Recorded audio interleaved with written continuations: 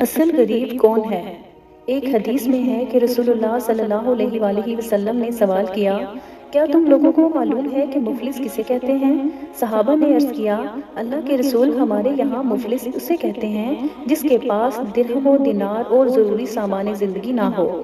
رسول اللہ صلی اللہ علیہ وآلہ وسلم نے فرمایا، ہماری امت میں مفلس وہ شخص ہے جو قیامت کے دن صوم و صلات اور زکوٰۃ کے ساتھ اس حال میں آئے گا کہ اس نے کسی کو گالی دی ہوگی، کسی پر تہمت باندھی ہوگی، کسی کا مال کھایا ہوگا، کسی کا خون بہایا ہوگا اور کسی کو مارا ہوگا۔